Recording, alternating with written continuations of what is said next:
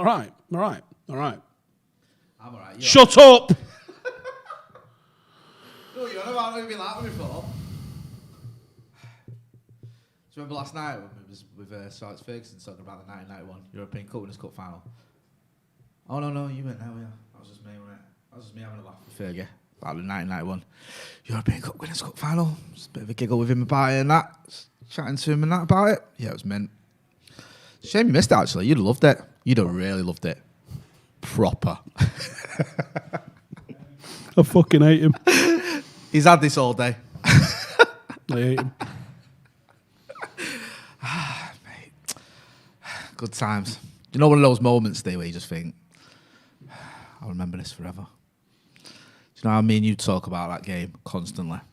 Like, all the time. I love that he definitely didn't get asked about the 1991 No, he didn't. I know he didn't, right? I was listening to what everyone was asking him as he was coming along. And it was all a similar thing, you know, well, he's doing a good job and you know, obviously recovering from his illness and stuff like that. And I get it, don't get me wrong. But regardless, I already had my question. I've got two questions. One of them's about 1991, European Cup final. Another one, I'll ask him about fans. Bruno would have been a good one to ask him. Talismanic. Well, how does he compare to Cantona? I'd love to know his exactly what Simon Stone asked him. Did it? So it's not a bad question. But that's literally, I think either Simon Stone or James Cooper, because they were at the other end, so forgive me, but one of them literally said that. The words you've just used, full enough. Talismanic? Is he a talisman like Eric Cantona? Because it was like, you know, he's had that sort of impact. So no, it would have been a good one. Listen, the trouble is, I mean, it was two questions, but I snuck a third one in. And you could have asked any, couldn't you? Do you know what I mean? I was always going to ask about that, because I just thought, A, you want to talk about it. B, we'll rinse it forever. We'll rinse it forever. What was the exact line? Which is, I knew that after we won the 1991 Cup Winners' Cup final, the greatest achievement in all of football. Which I think that's facts. I'm paraphrasing, but he said that. He more or less said it. He said it in his eyes. Definitely, we knew he could win with his eyes. League. Yeah. Like I said to you, all roads lead to Rotterdam. That's what I mean, and he's just proving it. He's just literally proving it. So there's no discussion. And you got a chuckle out of him for it as well, because like I said, everyone's asking him about modern shit, and honestly, he don't give a fuck, does he?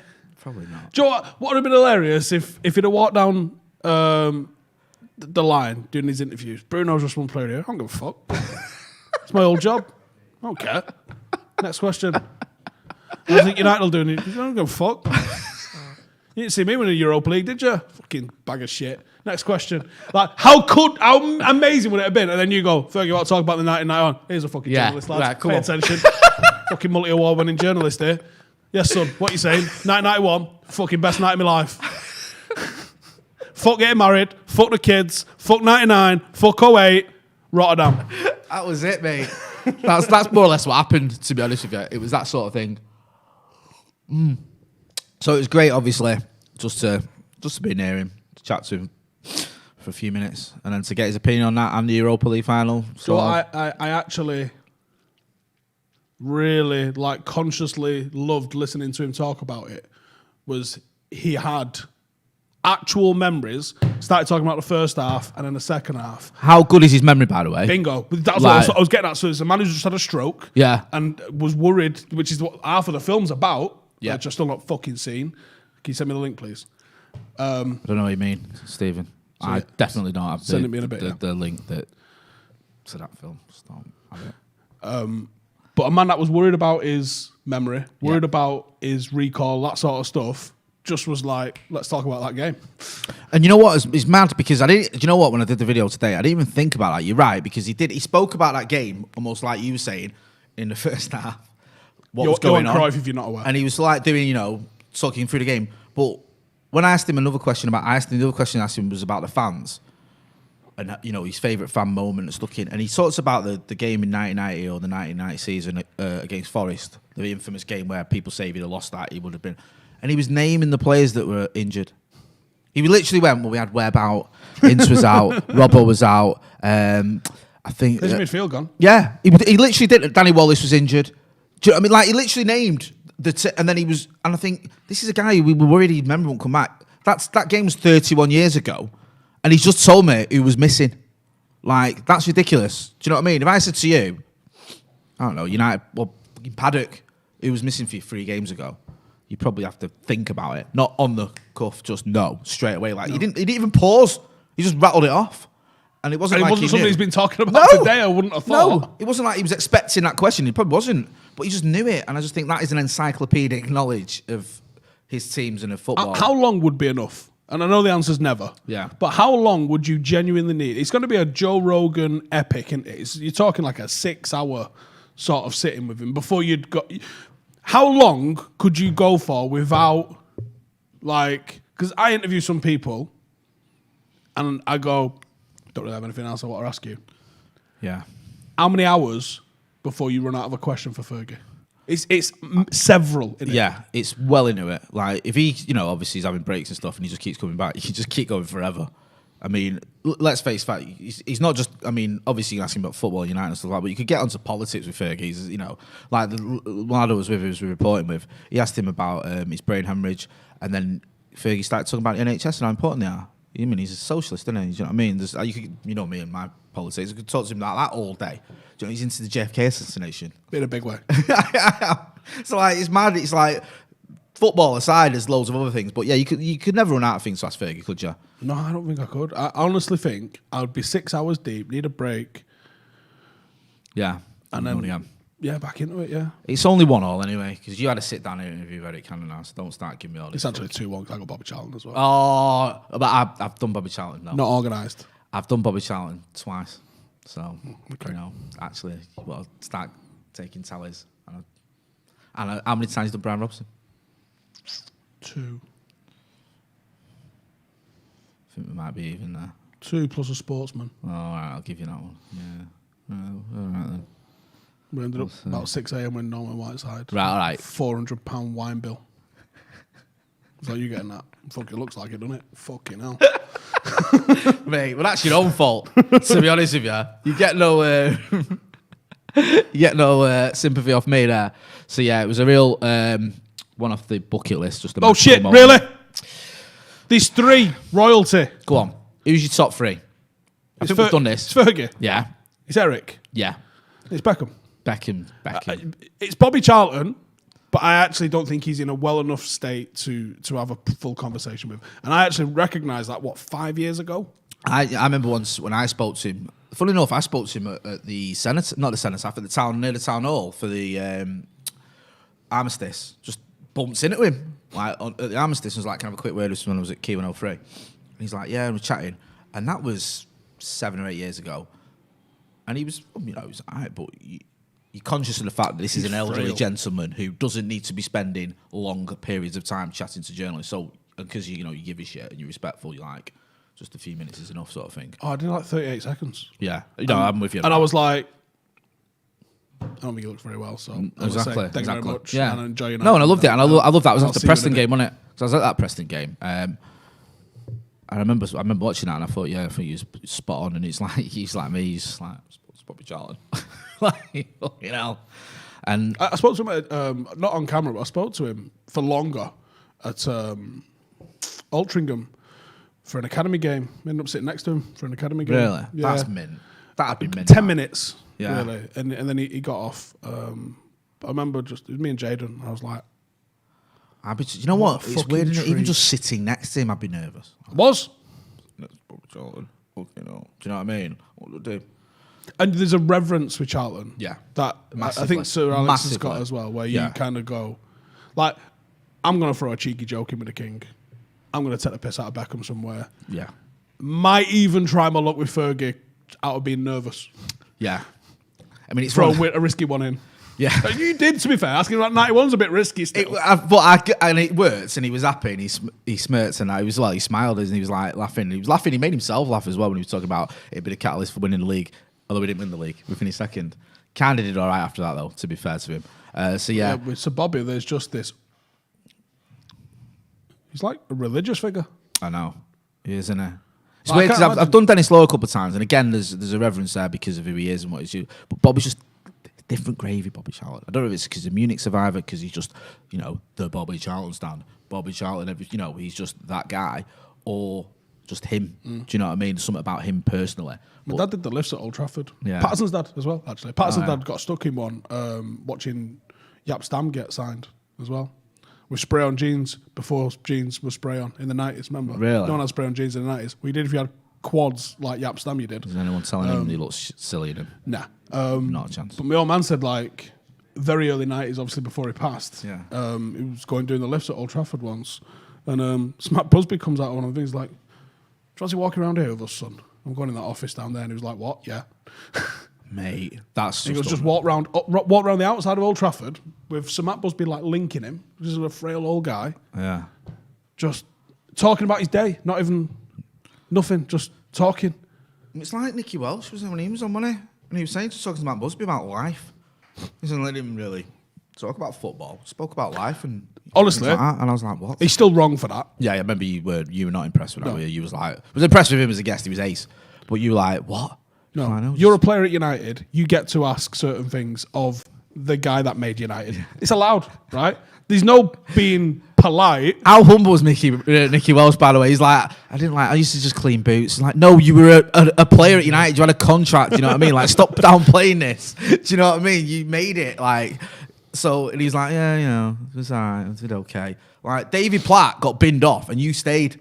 It's like, do you know what I mean? He captain England. Yeah. It's like, there's levels. Yeah. But he was uber humble. People might be wondering as well why we've got Eric Cantona on the thumbnail. He's sitting there in that chair in a minute. Imagine that. Imagine we just pan to Eric there. That's like with you, Mackie, didn't you? Like, would you either side of him? Mate, was you arguing with each other about who's asking the questions, or was you dead? Like, was you organised? No, I'd already cuddled him, so it was cool. Was you? Right, fair enough. I just probably sit there. I wouldn't even ask questions with me. Is he thinking about getting announced in the Hall of Fame? What's he doing? I appreciate it, but I'm not surprised. That's quiet. That's mint. Do you know what? Fuck being humble sometimes. No, you go, yeah, do you know what? I was mint, mate. Yeah. As fuck. Like, quality. Yeah. Did you see me? Every time I played in the Premier League for a full season, I won it. End of. Yeah, I should be in the Hall of Fame. Yeah. In fact, I'm annoyed it probably isn't named the Eric Cantona Hall of Fame. Is there any debate here? Not really, no. Yeah. End of. A bit perturbed I wasn't number one. Yeah. That got put in there. Really? Henry or Eric? Come on. They put him in, didn't they? Fella who won Chelsea the title. Yeah. Yeah, I think they had to, didn't they? No, they didn't have to. Well, you've got to show people that even if you don't win it, you've still got a chance of getting recognition. Even if you're not all that. All right, so I fully expect Ginola, Zola, Letitia, all to go in it. I do too. Someone tweeted me this before, and I thought that's an interesting topic even. Can you think of a United player that's not won it that you think should go in the Hall of Fame? Can I think of United players what? Not won the league that should go in the Premier League Hall of Fame. It's going to have to be someone. Like now-ish. Yeah. Maybe Mata. But he's won it with Chelsea. No, I don't. Did he not win it with Chelsea? Did Mata win it with Chelsea? I don't think he did. I've got a computer here. Cam's in there. Cam, did Mata win the league with Chelsea? Don't ask him. You may as well ask me. Look at the vacant face out of him there. I didn't ask you that. Thanks for that. That's very helpful with the Premier League World Cup like Hall of Fame discussion. No, he didn't. No, so he might be a shout. I didn't say that. Cam said it after I'd already Googled it, but he said it. Yeah. But I got no problem with Gerrard going in eventually because he was probably going to go in eventually. But the fact that he went in over Scholes is a tragedy. The fact that he went in over Neville is a tragedy. And then Peter Cech, the racist Chelsea fella, that guy, they should arguably be in before him. Yeah. Gareth Barry should be in before him. The racist in there already. Is it? Yeah. Because what we did is the Premier League had that social media blackout to stand up against racism and then tweeted, oh, by the way, after that, ended. Now, as a racist, we're putting in the Premier League Hall of Fame, which I thought was nice. Yeah, nice. Yeah, it was nice. Shows, we care. Yeah. That's like one of those, let's have both sides of the argument. Yeah. So what do you... So you're anti-racist? Yeah. Let's get a racist on. Yeah, there you go.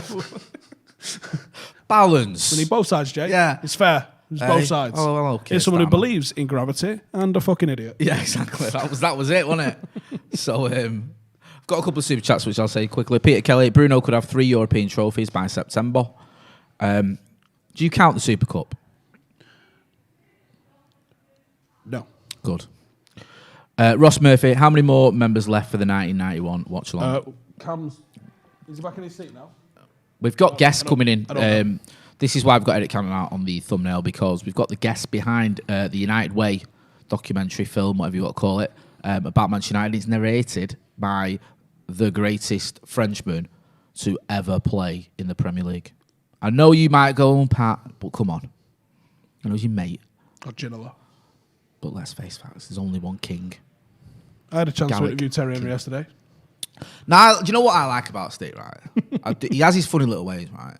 And, like, if he doesn't want to do something, or he thinks, like, I'm not into that, he won't do it. Or if someone's involved in something that he don't really want to do anything with, he won't. Do you know what I mean? You know what I'm on about. Yeah. So, tell him. Yeah, I'll unplug from something very quickly. Yeah. I'm not doing that. What's that? Play at Old Trafford? No, not for me. Who else is there? Nah, it's not for me, that. Yeah. Absolutely not. Yeah, he was like, no, I'm not. No, I'm not doing. What, lifelong G, play at Old Trafford? Yeah, of course it is. I'm a United fan, been a United fan since I was born. What, play at Old Trafford? Yeah. Nah, I'm not. It's not for me, that. With who? Nah, I don't think so. Nah, I'm all right. I respect that, though. I had 20 minutes with Terry Henry yesterday. Yeah. No. Can you, and I love that conversation that would have gone right. These two lads are interviewing you today, Terry. Right, yeah, no worries. And then the other lad gets on and goes, actually, it's just me. The other lad didn't fancy it.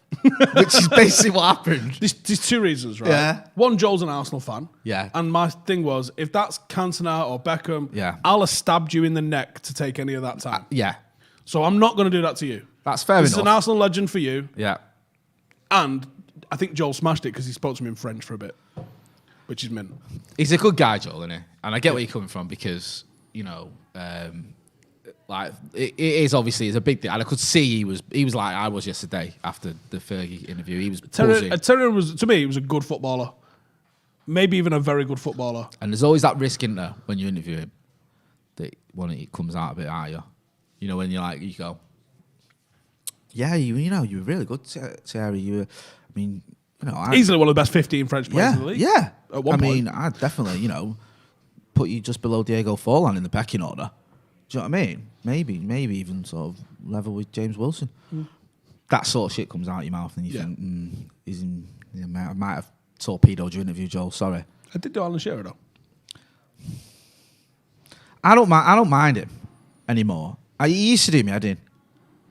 Like when he was a player and when he was a first pundit, that's a word. But now I don't really got a massive opinion about him. We got him talking about the dentist chair, which I don't reckon he spoke about on the BBC at all before. No, I forgot he was part of that, even though he was the top scorer. I forgot he was actually part of that little thing, but yeah, he was, wasn't he? So that'd be good. It came across pretty well, so yeah, no, we'll see. That's what I mean. There was a time when I'd be like, oh shit, but now he's not on the... I think as a pundit, he's not too bad, is he? Middle he's of the not, road. Yeah. He's not offensive. He's not offensive. He's not like winding you up. He's not Jermaine Jennings or he's something all like that. right. Yeah. He's and all right. And he's not amazing. He's just okay. He's no Danny Higginbottom. No, he's not. Danny Higginbottom does that strange thing, though, of watching football and doing his own work. Yeah. Like, it's not took off that. I've told him, like, or you've told him, sorry, that'll never take, yeah, that's not what you do. It's not what everyone's really into. But he does it, so fair play to him. When the others don't bother, it's like they just, you know, they Google it now and again, I think, the results. They'll find out the scores, and then they'll do the commentary. They'll do the punditry on the game. Yeah, Do you know what I mean? that's how it goes down. Yeah. So yeah, like it's mad in it interviewing them. Cantona's the top of the tree. Yeah. And again, Cantona and Fergie, I didn't necessarily... I mean, I obviously enjoyed it, and I'm sure you obviously enjoyed it at the premiere. You don't want to do that at a red carpet or in the sort of setting that we did it. It needs to be this setting.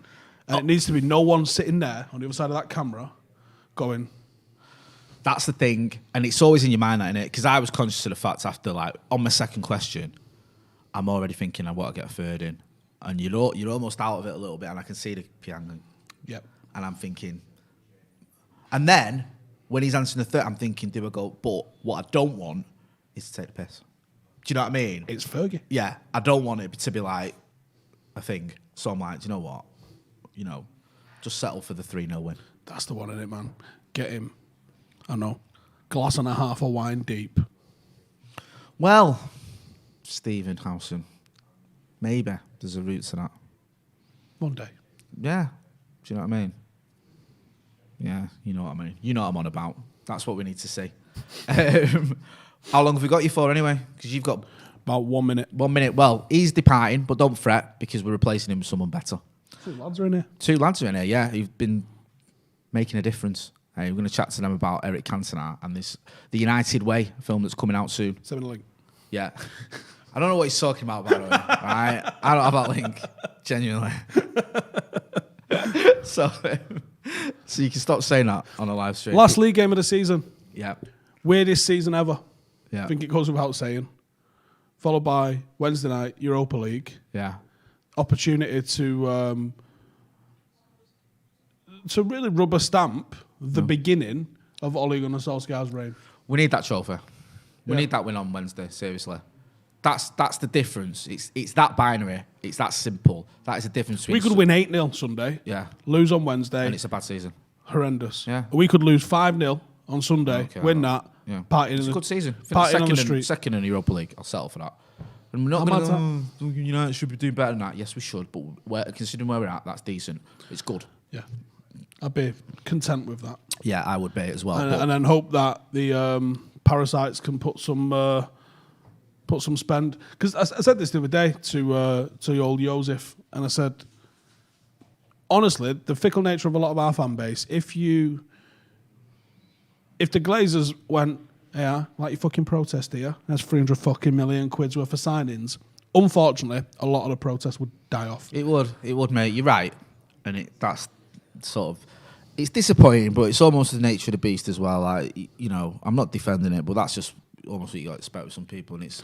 the thing is with protests as well... Prove me wrong, Glazers. Yeah. Why don't you try it and see what happens? No one wants to have to protest, but we have to. Yeah. We have to. And I need a jib. Right, you So- go and we'll have our guests. I'll say welcome to these lads. Yeah. And obviously, I don't think we need to promote this film.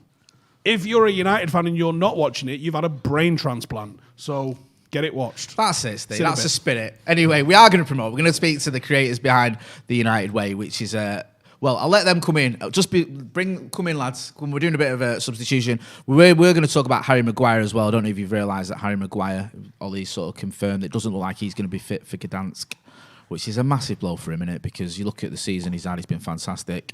I don't think he's ever won any major silverware, and he would have captained us, obviously, in the Europa League final, so he would have been lifting the trophy. I mean, if we win, he can still lift it. I don't know if he'll do it John Terry and put his shin pads on and all that. But he's not going to get to play. It looks very doubtful. He was at the Premier last night. He was walking around, and I was given hope when I saw that without his boot on, his crutches. But Ollie sort of said today that yes, he's walking, but he's not running. And what are we 4 or 5 days away from the Europa League final? It's not going to happen, and it's such a shame for him because this is a player that played just under 2 seasons without missing any games. He played practically every minute almost, and then it gets to the biggest game of his career, and he's going to miss out. So I do feel for him. Not that I'm overly bothered about England, but just for his sake, I hope he's fit for the Euros. And yeah, it's just a bit of a shame, really, isn't it? Because he just doesn't deserve it. Vinay Navneet in the super chat says, can the Europa League win be the same catalyst for Solskjaer's team as the Cup Winners' Cup was for Sir Alex? Great question, that. Really good question. Hopefully it can be.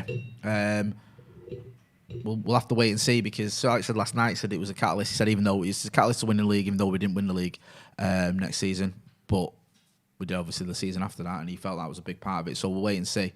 But yeah, it's just one of them. We've got to feel for Harry Maguire, and United need to book our ideas up, because without him, we've looked shambolic. We really have. We've just not been at the races at all. Defensively, been all over the place. And you just, we need to pick it up. Peter, someone's asking about, did Maguire not win the league at Leicester? No, he didn't. Right, I think we could go to our guest now. Anyway, been talking about Manchester United's history because we was at the premiere of the Sir Alex Ferguson documentary, and we've got some filmmakers with us who have been behind another bit of Manchester United history, the United Way. We've all seen the trailer. I don't know if you've seen the trailer, but you should check it out, and it gave me goosebumps. Would you like to introduce yourself? I'm Matt Hodgson. I'm the director and producer. Welcome, Matt. Pat Nathanson, a producer. Pat and Matt. Matt, I'll start with you. We've seen the trailer for the United Way, narrated by Eric Cantona as well. I mean, just take us to the beginning. Tell us, first of all, if anyone doesn't know, tell us a little bit about what the United Way is, the film, what the United Way is. Well, I mean, how long have you got? But yeah, I'm sorry. I know that's a bit of an expansive question, is it, sort of, in a nutshell? The answer is therein, because we were looking at a story of United, and it was potentially going to be on the sort of Trinity, to be fair. And every time we looked at that story, we thought, well, what's the consequence of them? And we can't show that if we just show that era. And it just kept going bigger and bigger and bigger until we just said, well, let's try and tell the United story, because the lineage through the eras of United is constant, you know, that ethos of the club. And then we came to Manchester, Pat and I, and we sort of spoke to a few fans, and we tried to just sort of get an understanding more of the club, because we're not United fans. We've always said, though, that everybody has a relationship with Man United, you know, whether it's good or bad, and we would include ourselves in that. But I wanted to understand more about that ethos. And we could see this lineage of the sort of family ethos and the DNA of the club and all those sort of buzzwords that I'm sure you've heard a million times. And then we thought, well, how do we actually tell this story and it not feel like it's just a sort of Man United loving?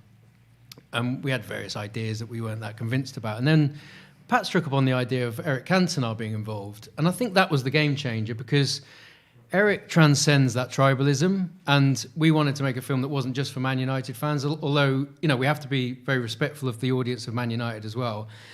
And pitched it to Eric, and he totally gets that ethos and that sort of lineage of the club that we talk about, that family feel. And he said, yeah, let's do it. And here we are, however many months or years later, and it's all done and dusted and on the shelves of DVD shops and on Sky next week. Pat, you know, Matt sort of said, we pitched it to Eric Cantona, and he said, yeah. Like, you know, it's that easy. What was that like when you approached Eric Cantona and then you get the sort of the nod that he's in? I mean, even if you're not a United fan, that's got to be pretty sort of spectacular, getting someone like, as Matt said, he just transcends almost football, doesn't he, Eric? He's just something special. He's a cool dude. He's a cool dude. And as Matt says, you might not have, be a United fan by birth, but Eric Cantona is one of those guys. He's a rebel. He's a legend. He plays the way that, as a kid in the playground, collar up, chest out, you would be inspired by and aspire to do. He's a bit like, I think what appealed as well, he's a rock and roll star as well. He's like he's a cultural phenomenon. And we were, they say never meet your idols, but actually meeting Eric, working with Eric, he was a consummate professional. He was good fun. He had a cheeky sense of humour, and he's a complex guy. Yeah. But all peeling those layers one by one, you kind of actually were presented by someone who was a very talented actor, a creative person, and someone who I think also. We talked about United as a club, but the city of Manchester, it really struck a chord. It resonated with him, didn't it? Yeah, I was going to make that point. I mean, when we first met Eric, we were confident, but you never know how it's going to go. And we'd been warned that Eric he doesn't sign up to many things like this. But where we really hooked him and where he lit up was when we said, look, we want it to be about the club and the history of the club, but actually we want you to talk about the city as well. We need to focus on the city of Manchester and the people. And that was the hook for him. He totally got that side of it. And that's important to him. He lived that. He experienced the people. He would tell us stories about, he would just go out and wander the streets at night and go and sit on a pub or a park bench and talk to a local, or in a pub beer garden and talk to a local. And that was really what fueled him and his love for the club through the city as well. It's interesting as well. Like, what I loved from the trailer, was the fact that there's the footage, and someone's already in the comments saying the footage they've seen from the trailer is unbelievable from the 50s and 60s, because you go right back, don't you, to that sort of the Busby Babes, and there's that element to it as well. This isn't just about the Premier League era, which a lot of people, you have to sort of remind them that football started before the Premier League, and that is in, again, like what you said, a little bit cliche, but in our DNA, in Manchester United's DNA, one big part of what Manchester United is about is what Sir Matt Busby did, the Busby Babes, and having that team that came through the academy, and that's still important now, and that still resonates with a lot of United fans. And how important was that for you to get that across? Well, really important, and like I say, we were looking at a big picture here, yeah. And that landscape of Manchester United goes all the way back to 50, goes beyond that. Yeah. I mean, you just don't have the footage to show for it, unfortunately, because TVs don't exist back then. But no, it was definitely really important and part of it. And again, sort of referring back to Eric, the reason he wanted to tell this story was because he didn't want it to be just about his era. Right. He wanted us to see his place in the pantheon of a club, and that obviously stretches back to the Busby era and beyond. And he's very respectful of acknowledging that as well. And he always said to us, what I did in my time at Man United was only made possible because of those eras and those people and those gods that walked before me. And I'm just a small part of that sort of big chain. He even talks about being a custodian of the shirt. You know, he's a guardian of the shirt. He doesn't own it. It's quite humble in that sense, isn't it? I know everyone thinks Eric's quite sort of collars up and arrogant, but he really understands humility and his place in the sort of, as I say, the pantheon of United, and he's respectful to that as well. And there's an interesting clip, isn't there, in the film of some of the archive? It's Phil Thompson, and they're talking about why Eric, just on his arrival at United, had been through so many clubs and it hadn't really connected or clicked. And I mean, it's amazing how history it's kind of like a dramatic irony when you view that back now. But I don't think it would have worked at any club. No, there was a connection with United. Well, he was at my club, Sheffield Wednesday, for 2 weeks. Yeah, and didn't he have a trial there? I remember, So, didn't he ask him for another trial or something? Yeah, and then he went to Leeds and it didn't click there. So Pat's absolutely right. I mean, United were the right fit for Eric, and Eric was the right fit for United. I think he said something like that in the trailer. I say, United needed me and I needed United, sort of. I think it's summed up really well in that line, definitely. Actually. And, I remember when we signed him, I couldn't believe we got him. Yeah. I was like, what?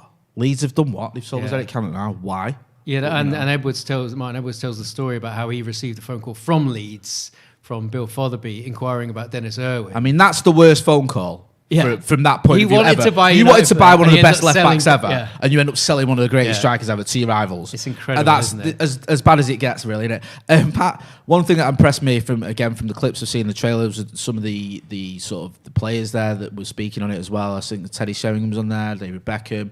I think Steve Bruce as well. Yeah, I mean, you've got some real iconic players from Manchester United's history talking on the film as well, which must have been great. Yeah, it's that galaxy of different eras, different ages. Funnily enough, coming on the structure of the film, I remember having a conversation with Matt in the midst of it all, and Matt said, "You know what? I'm going to make sure that each band of players is only talking about the time that they're related to. Right. So we're not getting, we're not getting Steve Bruce talking about the Busby Babes, for example." Yeah. I said, "No, that's not going to work, Matt. It's Thanks for the vote of confidence, Pat. I said that's not going to work. I don't think because it's going to be too difficult to do." Yeah. But credit to Matt, he was like, "No, this is my vision. I'm going to do it," and he did. And so you've got this sort of architecture of the film whereby each player exists in his little realm. And Brian Kidd is talking about the Busby Babes and the European Cup win. And then, you've got the different generations relating to their anecdotes and their stories, and Strachan's talking about Big Ron. And it's funny, it's something when you watch it the first time, you might not notice it, but it really grows on you how important that is, because each figure is bonded to that period, except Eric, who is more of an overseer, who threads everything together. I think that was important, but also it meant that you wanted to get as much breadth and width of characters and stories, and you wanted to. It was a witness film, really, because you want to hear what people who were in the moment had to say about those moments and their reflections of those times, and try and give that privileged access to the audience retrospectively. So it meant, we and it was undertaken in the middle of a pandemic, so that presented its own challenges. But actually, people were great, and it's amazing how when people feel there's a story to tell, they're willing to come to the table and tell it. I think there's also testament to the club. I mean, I respect Man United hugely as a club, and more so after making this film, because what I would encounter during these interviews was, I mean, firstly, most people were quite willing to contribute. We would have asked everybody, so everybody that doesn't appear probably either couldn't do it through COVID reasons or didn't want to. That's fair enough. But those that we did interview, they all felt such a bond to the club still. Lots of them still live in the area. Yeah. It's incredible, actually. And they all felt a duty to that fan base, and that duty to entertain, to play good football. Throughout every era of player that I spoke to, there was an attachment to that fan base to the club, and that's not normal. That's not usual, actually. I wouldn't say, given my experience of other work I've done in the field of football. How difficult is it to sort of get the running time down? Because I'm guessing you could have made a film here that goes on for about 8 hours when you've got you've got access to all these great ex-players, you've got all this footage. I mean, obviously you're telling a story from starting off in the 50s, up to modern day. So it must have been it must have been difficult to sort of, I'm guessing there's bits that you left out, you're like, can we leave that out? But just from a time point of view, you've got to. Yeah, there was, oh, let's make it into a series and all this sort of thing. But, it's quite cool as a film as well at the end of the day. There was a lot we had to leave out. And, you'll always get people, they didn't mention this or they didn't go on that. Look, at the end of the day, you've got to tell the story and you've got to take the blows on people saying you didn't talk about this or you didn't talk about that. That's fine, I can take that. The one thing that we left out that really gutted me was a story that came up about Big Ron. And in his office, in the manager's office at the Cliff, he used to have a sunbed. I've heard this. I think we had a lad on, Nicky Welsh, who played for Atkinson as an academy player, and he got a contract and then left United. And I think he said that. Yeah, well, and so it's true because several players like Whiteside and McElroy talked about it, and I loved what it said about Big Ron. And I think Norman said that. We'd look up to, because the training pitch looks up to the manager's window. The Cliff, sorry, the Cliff, yeah. Where United used and to train. he'd say we used to see the UV light, sort of coming out of the window, and we'd be warming up in the cold. And then as soon as we saw it switch off, we knew he was on his way down, so we'd sort of step up our efforts and stuff. Sunbedding the managers, But that was I bet Fergie got rid of that. Yeah, it was still there when he got there. That was one of the anecdotes that had to go. But there were loads of stuff that we had to cut out. But I think we did our best to jam it all in at the same time. Do you feel this with when you make a film like about Manchester United, that responsibility that comes with it, Pat? Because it's such a precious thing to so many of us, so many United fans, and it's like if you're going to do something like this, the pressure's on to get it right. Do you know what I mean? When I say that, because people don't want to sit down and go, "This is my club. This is something that means so much to me." Do you feel that pressure when you're doing something like this? It's quite an onerous burden because, as you say, there's it's emotional attachment people have. These are people who go to games from a very young age, and everyone's got their own memories and perceptions, and people feel very strongly about it, rightfully. So, definitely, I think. Did you feel that, Matt, like quite a strong burden? Yeah, I can't swear, but at times you can swear if you want. At times you poop in your pants, thinking, how do I keep 800 million fans happy? You can't. But it's a big responsibility. It's not one we took lightly at all. Yeah. And but generally, everyone we spoke to about the film was really sort of on board with us and encouraging. And fans were great that we met along the way. And we spent a lot of time in Manchester making this film. It was just great to touch closely with that fan base, wasn't it? And explain what we're trying to do. And everybody thought it was great. And especially when you say Eric's involved. Do you know what I love about that as well? I love the fact that you're talking about the city because. A lot of United fans, you just said 800 million there, and there's obviously millions of United fans that aren't from Manchester.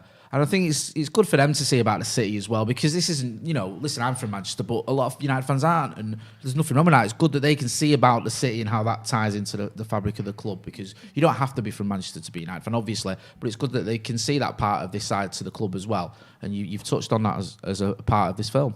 And that's something that I think an observation you made, Matt, that nowadays, obviously United is a giant, commercially on the pitch, but seeing those humble origins post-war, quite enlightening, really. And that humility was something that Sir Matt Busby made sure was instilled, and then through the echoes of history, those generations, with something acutely aware, Fergie was acutely aware of, and he made sure those players in his generation were very aware of what had come before.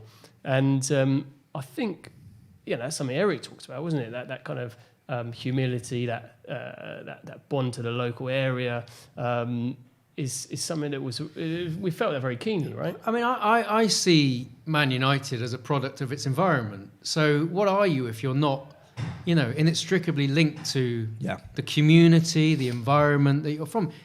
Man United are bigger than that. I get that now, but it's still there. It's still the root and branches are still there, and that's really important. And that, for me, is. I mean, the name, the word Manchester is in your name. Yeah. You've got to sort of acknowledge that. And for me, sport is really important about how it attaches to people, communities, socially, all those sort of things. And that's why we always were really keen to make this focused on Manchester as a city. There's a lovely line that's quoted in the film about Sir Matt Busby saying, these people go out and work hard all week. Your job is to entertain them when they come here on a Saturday. And that's giving something back, isn't it, therefore? It's mad you say that because, we still hear that quote now. People still refer to it. It's like, don't forget what Manchester United should be about. Busby's words still sort of resonating and still apt. What What's it been like getting the feedback as well? Because I've seen that there's been a lot of positive feedback already, and that must be nice when you do something like this. Obviously, you know, it's quite an arduous task in the middle of a pandemic as well, when it all comes together and then you see people reacting in a positive way. That must be a good feeling. It's very rewarding, isn't it? Yeah, Very you gratifying. get the odd negative one as well. But Don't worry about it. We know all about that on this channel. Don't you worry about that. We were talking about, because the last film we did was a boxing film, and it seems like with football people are more opinionated, and especially, you know, there's that tribalism, and if you do Man United you get the haters, and that's fine, you know, we can deal with that, it's no problem at all. But I think, it's been, you know, we've been really, really happy with the reception, and there's a event tonight. We're doing a cinema screening up at the Everyman, and that's sold out, and so forth. The noises are great. Eric loves it. It's you know. That's the main one. There, Eric loves it. That's all you need to know. Don't worry about anything But else. that was the scariest thing as well. If he watches it and goes, I'm not happy with this, then you're in serious trouble. Then it's back to the editing room, I think. Pat, do you remember when we had to show Eric the final rough cut? Basically, it's a final cut, and we were very nervous, weren't we? Because as confident as you can be, and as much as you believe in your own ability, you just can't predict that sort of thing. No. And it went a bit quiet, didn't it, for a few Really? days? Mate, crikey. It was all right. He was just had the Zoom on mute. Yeah. And but he was like, "Oh, it's lovely. I like it a lot." You know, I mean, that's Eric sort of expressing himself in a positive way, and he's loved it. He's really got on board with it. He's done lots of sort of press and PR on the film that we didn't expect him to do, and he's been great. And a couple of questions about where can people see it? That's a question that keeps coming up. I think it's on Sky. Well, at the moment, you should go and buy it on DVD, definitely. Right, from all the usual outlets and supermarkets and whatnot. But you can download it on Sky Store at the moment, or Google Play and those sort of things, iTunes. And then on Monday, it's on Sky Documentaries channel. It's Monday night. They might get another little cinema run as well. There might be. So we've got the Everyman tonight. Which is sold out, but they're going to put some more tickets. They're going to do some more screenings next week. So it's always when you can, you get the opportunity, especially when we've all been in lockdown and not been able to do stuff like being able to go to the cinema. And that's what's really nice. I saw a couple of tweets. They said, "Oh, I'm going out for the first time in a year to cinema to watch the United." When you're thinking, "Oh, I've given someone a reason to get out of the house," that's quite nice, actually. Definitely, 100%. Yas 20 says, "Have you got any funny Eric stories during filming?" Funny Anything Eric you can stories. say on camera. Don't worry. Well, the best one for me. So Eric lives in Lisbon now, Right. so we had to travel to Lisbon to do the filming in this big theatre that we hired there. And then he would work really hard, so we'd say, let's go and do a lunch break. Let's take a lunch break. Oh, I know a nice restaurant up the hill. So we go to the restaurant. We sit there. He orders a bottle of wine, and this is all nice restaurant. And then the waiter brings over 2 plates of sardines, and you're thinking, is that a little in-joke from Eric? You know, the reference to sardines. Is he doing this on purpose, or is it just because we're in Portugal and they're sort of the staple diet of sardines? They are very good sardines. And you're sort of looking at him like, and he's happily sort of chewing away on them, smirking a little bit. I think it was a little bit of a nod to his phrase, or I'd like to think so. That's quality. There was another one, a actually. seagull circling by any chance? Yeah. There's another lunch story, actually. I don't know why they were related. We did do some work. It wasn't all just long lunches. Listen, if I had the opportunity to have lunch with Eric Cantona, then I'm taking it. You know what I mean? We were wandering over, and it was a 100-meter walk or so to the restaurant, and this little old Italian lady wanders up to Eric. She must, a tourist. She starts sort of, how do I get to this place? How do I get to that place? He's kind of shrugging his shoulder, and he kind of tries to help a little bit. And he's like, "Where are you from?" She's like, "Oh, Turin." He's like, "You like football?" She's like, "No, I don't like football, but my son, he's a massive Juventus fan." And he was like, "Okay, well, all the best." And then she wanders off, and I was just thinking, imagine it, the son, he'd be like, "Hey, son, I was chatting to this guy," and it was like Eric Cantona. He'd be like, "Oh, mum." Well, you didn't even get a photo or an autograph or anything. But yeah, he's like that. There's an everyman quality about him. Definitely. He loves talking to people, loves getting into conversation, and he takes interest. Some sportsmen, they're in their own little bubble. Yeah. Eric would sit there and he would ask about Pat's children or my daughter, or take an interest in the family and where you live and what's it like there. And he's got a real hunger for just human stories, doesn't he? That he didn't want to talk about football, really, to be honest. I mean, that was the last thing on his mind, wasn't it?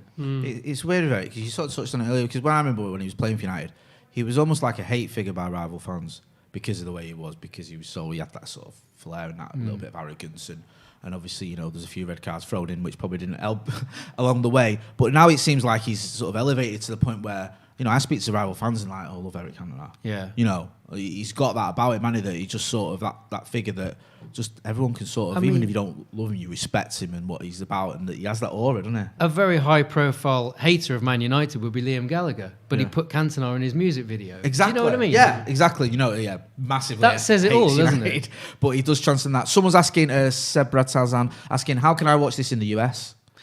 And then someone else asking, is this available in India?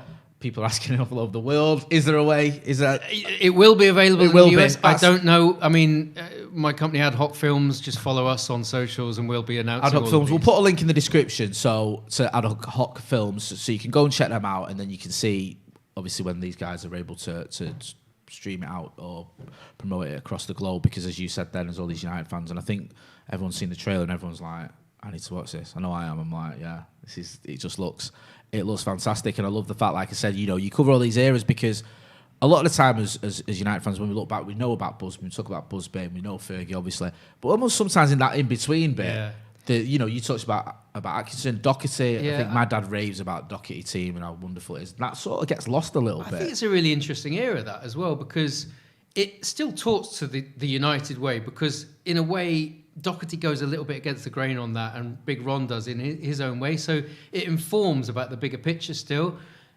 Doherty's great in the film. I mean, it was one of his last ever interviews, obviously, and he's still punching, still spiky, and Big Ron is very entertaining, you know, as well. So, you know, unashamedly entertaining, isn't he, Big Ron? Yeah. It's good. I interviewed Tommy. I used to be a reporter. I interviewed Tommy Doherty, and he was quite old, but he's just very sharp, very funny Very guy, sharp, yeah. very witty guy. And like you say, it's good to get him because there's a real reverence from a certain age group of United fans who love Doherty, because it's like that Doherty team. It felt like obviously getting relegated and coming back, winning the FA Cup. There's a real sort of, you know, it's got a special place amongst a certain amount of United fans. Yeah, I think that's interesting because if talking about it from a fan's perspective, but we're talking about it from a Wednesday perspective. I'm a QPR fan, and it's kind of what maybe people don't realise who, you know, just come to a club and attach themselves to a club in the last decade or 5 years is actually, as a fan, sometimes, I guess it's actually in life, like relationships, whatever, the times you cherish, you treasure the most might in theory be the bad times when you got relegated, but actually getting relegated, going into League One, Championship, sometimes they're the best memories you could have. And I imagine it might be similar, you know, for United fans of that era, the Doherty time, obviously there were a cup win, but it's that kind of, you know, it made the recovery all the more special. Well, I think it's two things. I think it sort of strengthens your bond, because if you can go through the crap, then you're a real fan, aren't you? You know, it sort of shows something about your spirit. And also, everyone loves a comeback. So when you can do the comeback, when you can, as Doherty did, or, you know, in our case, it might be a bit longer for Wednesday and QPR getting promoted. We love that moment of getting back to where we think we should belong as well. And United have experienced that. And not many top clubs have, to be fair, as well, have they? So it's almost a little bit of a narrative with United, isn't it? Because, you know, you look at the Munich Headers after coming back to win the European Cup 10 years later.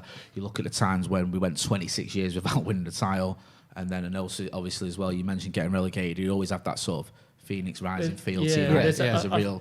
I think so, definitely. Like, there's a footballing perspective, but also from the craft of a filmmaker, I guess that was quite appealing, wasn't it? Because there's that you know, roller coaster art. Yeah, definitely. Yeah. I'm looking forward to watching it. There's a link in the chat as well, so you can go and check out Ad Hoc Films, so you'll know where it's showing if you're living abroad. These guys will keep you updated as well, so you can go check it out. We off to, is it premiere tonight? Yeah, Everyman Cinema. We've got a premiere, and then we've got a Q&A afterwards with... a couple of the people that were in the film, Mark Hughes, Mine Edwards, and myself and Pat. So, Mark Hughes, off to that. Seriously, the guy that scored the winning goals in the Cup Winners' Cup final. We always go on about that in this on this channel, so make sure you ask him about that. Thanks for coming on, guys. Much appreciated. This has been Howson's Brew. Howson's not here. We've had some great guests, so make sure you're checking out the link in the description. Go and check out the film The United Way, narrated by Eric Cantona. It doesn't get much better than that. Make sure as well you're subscribing to the channel. I've been Jay Motty. Thanks for watching.